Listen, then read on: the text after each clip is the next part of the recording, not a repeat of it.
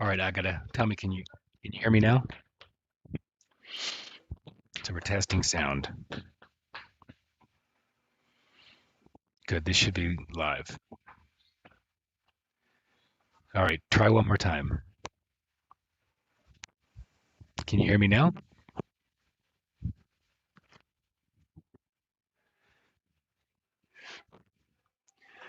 I should have fixed the sound problem. No sound. Hmm. I see the message that says no sound. Hold on.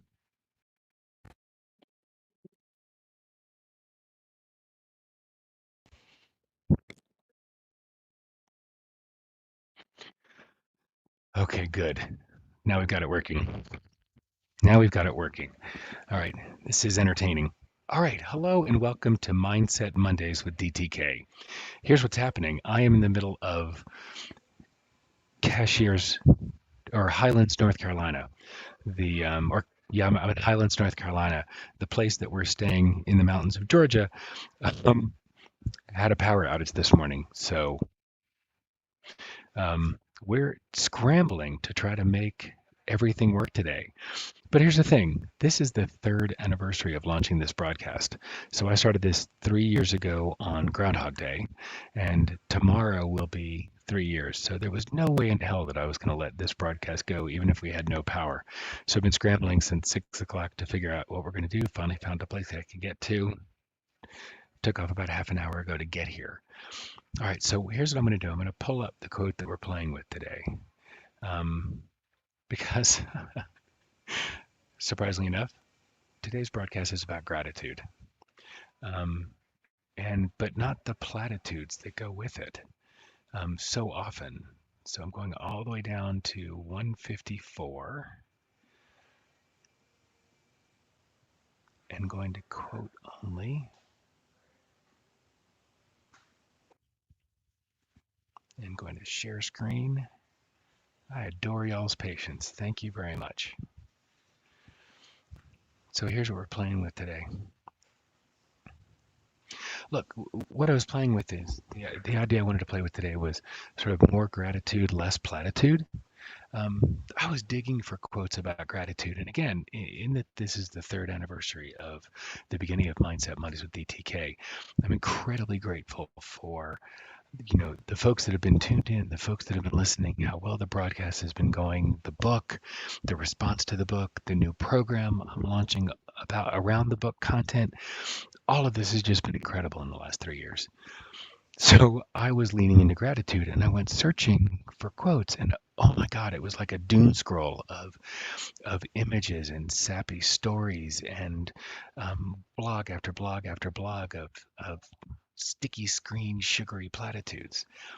And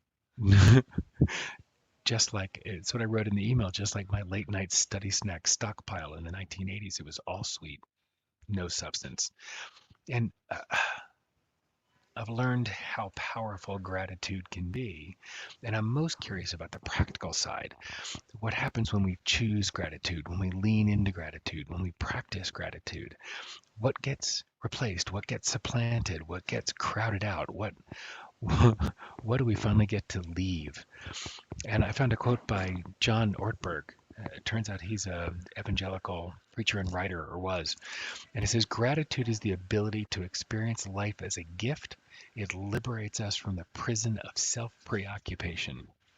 Like, that spoke to me.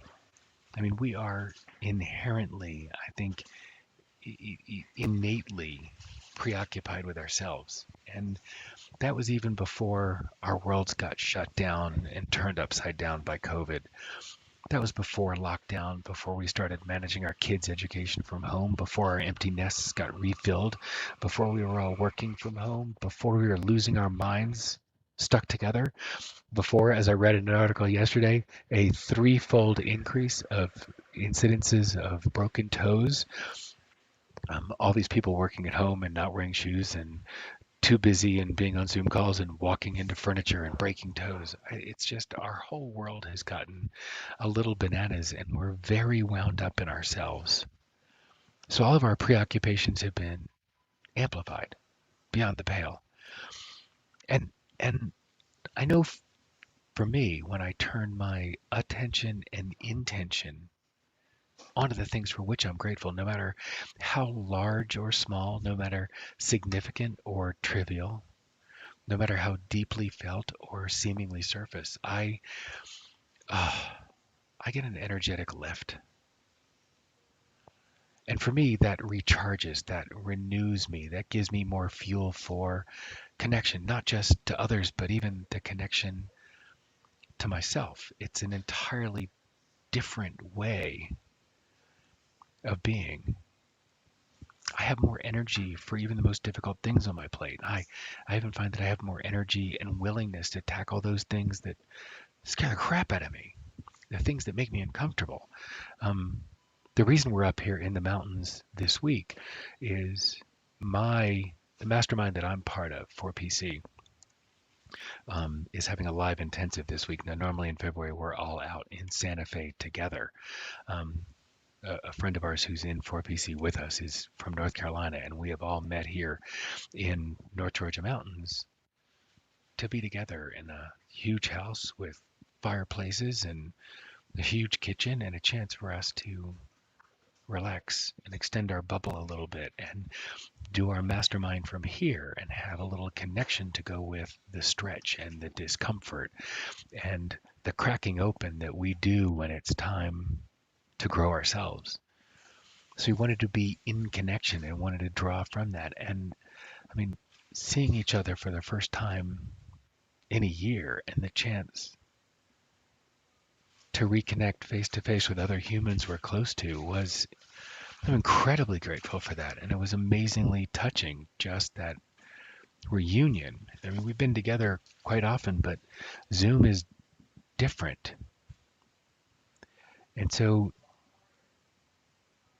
going into our 5-day intensive in connection and in community is powerfully different. And the gratitude that's coming from that is just so fueling. And that recharge, that re-immersion in gratitude is something in itself to be grateful for.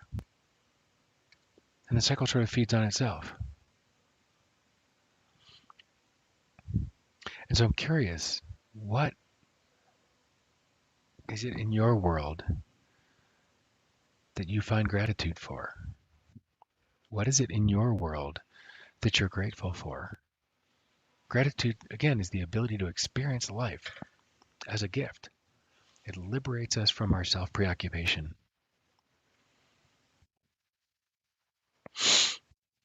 So what is it that's moving you today? What is it that you're grateful for today? I should say I'm grateful for caffeine that I didn't have to make and for Wi-Fi that's working and for power that's working because I don't have any of that at the house right now. In fact, we don't even have water right now because everything's on a pump. So the fact that I could drive in windy mountain roads through snow to find a place where I could sit down and connect and hit my 3-year mark. That was pretty exciting. Yeah, nice hat. Thank you. It's sometimes you just need to cover what you can. But it's the opportunity to be out in the world, yes, with a mask, and in a state that has common sense. Now that I'm in North Carolina, they have a mask mandate.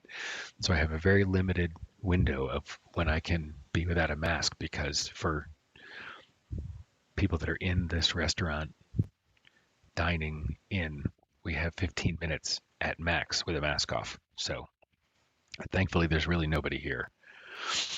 But it's the little things, the opportunity to be out and about. And Victoria said, grateful for a full night's sleep. God, that recently, that alone is a blessing. In Virginia, I find gratitude to be humbling. Gratitude right sizes so much. Love the concept. Hated it in the 80s and 90s when companies talked about right sizing as a wonderful way to reframe firing huge tranches of their employees. But it does. It gives new perspective. to everything else in my world. Mm. And given what's going on, particularly Agata, where Elaine and I are with the numbers soaring, yeah, grateful that our whole family is healthy. So again, this is that opportunity for you to lean into gratitude with put your attention on it and put your intention on it, and to find gratitude and find the energy that comes from it.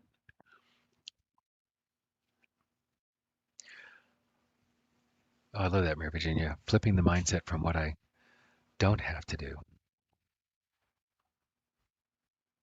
Yeah, from what I don't have to what I do. Changed everything about what I get out of my day. Yeah, and I think that's one of the beautiful things about shifting to a mindset of gratitude. It's something that can permeate the entire day.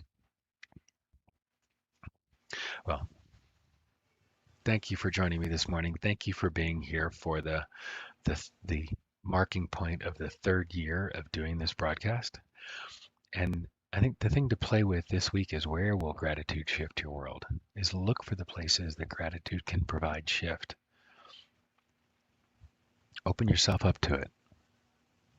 And join me at facebook.com/group/mindset Mondays. Please bring your thoughts, your stories, share your successes and challenges in that private Facebook group. And come look at Mindset Mondays Accelerator. I'm launching this week, as soon as I have power again in the house, um, a program for 52 weeks of mindset shift in 52 days. It's an opportunity to work with what's available through the book on a pace that's much more my speed. It's the idea of taking the 7 different themes that are in the book, and over the 7 weeks of this program, it's an opportunity to accelerate the shift and really leap into 2021 with a renewed energy and an acceleration into creating the world that you want this year. 2021 is not an opportunity to recover and to recreate what used to be. It's to reinvent and re-engineer and reinvigorate and re-enliven what it is that we want our lives to be, and to do it from a place of creativity and invention, not a place of return. How will we make more than the best of this new abnormal? How will we thrive in this new abnormal? How will we create the conditions for the life that we wish to live within this new abnormal as we figure out what's next? So, between now and next week, I invite you to lean into the idea of, what will gratitude shift in your world? Look for it. Stay warm, stay safe.